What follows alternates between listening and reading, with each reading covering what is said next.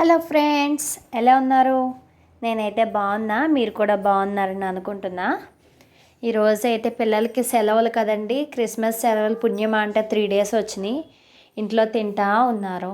సరే తినడానికి ఏమన్నా చెయ్యమ్మా అని చెప్పి అంటుంటే సరేలే ట్రై చేద్దామని చెప్పి ట్రై చేసా, కానీ చాలా బాగా వచ్చింది. ఒకసారి మీరు కూడా ఇలా పిల్లలకి చేసి పెట్టండి.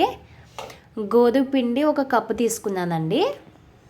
1 కప్పు గోధుమ పిండి, దాంట్లో 1 స్పూన్ జీలకర్ర, 1 స్పూన్ వాము, 1/2 టీ స్పూన్ కారం వేసాను. అంటే పిల్లలకు కదా అని చెప్పి తక్కువ వేసాను. 1 స్పూన్ ఆయిల్, మనకి తగినంత సాల్ట్ వేసుకుని లమ్స్ ఏమి లేకుండా ఫస్ట్ కలుపుకున్నానండి. తర్వాత ఏంటంటే కొంచెం కొంచెం వాటర్ వేసుకుని, అంటే ఒక్కసారి వేసుకోకూడదు, మనం కొంచెం కొంచెం వేసుకుని చపాతీ ముద్దలా కలుపుకోవాలండి. చపాతీ ముద్దలా కలుపుకొని ఇది మ్యాక్సిమం ఒక 1/2 hour నానబెట్టి పక్కన పెట్టేశాను. 1/2 hour తర్వాత మొత్తం స్పాంజీ కింద అయిపోయింది. ఇది ఏంటంటే చపాతీ పిండిలా మనం చపాతీ కింద చేసుకోవాలండి. ఫస్ట్ చపాతీ కింద చేసుకుని మనకి ఏ షేప్లో కావాలో ఆ షేప్ కట్ చేసుకోవాలి. నేను అయితే అలా కట్ చేసుకున్నా. అదిగోండి ఫైనలే అలా వచ్చినాయి. అలా కట్ చేసుకుని పక్కన పెట్టానండి.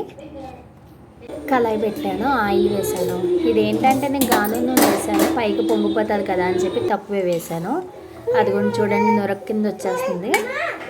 సన్ఫ్లవర్ వేరే ఆయిల్ అయితే క్లియర్గా కనిపిస్తుంది. ఇదేంటంటే గాను నూనె వల్ల నొరక కింద రావడం వల్ల మనకి కనిపించట్లేదు. అలా 1 by 1 వేసుకున్నానండి, ఫ్రై చేసుకున్నాము. కానీ భలే వచ్చినాయి అండి. అనుకున్న ఏదోలా వస్తాయా లేదా అన్నట్టుగా ట్రై చేశాను, కానీ చాలా బాగా వచ్చినాయి. అస్తమానం బయట కొనాలన్నా కొనలేం కదండి.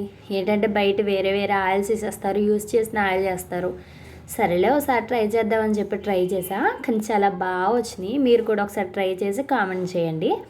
అదిగోండి ఫైనల్ అయితే అలా వచ్చేసి ఎలా ఉంది. ఇంకా మా బాబు తింటున్నాడు.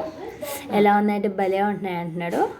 ఫైనల్లీ టమాటాకి చెప్పు వేసుకొని తినేసాం. బాయ్.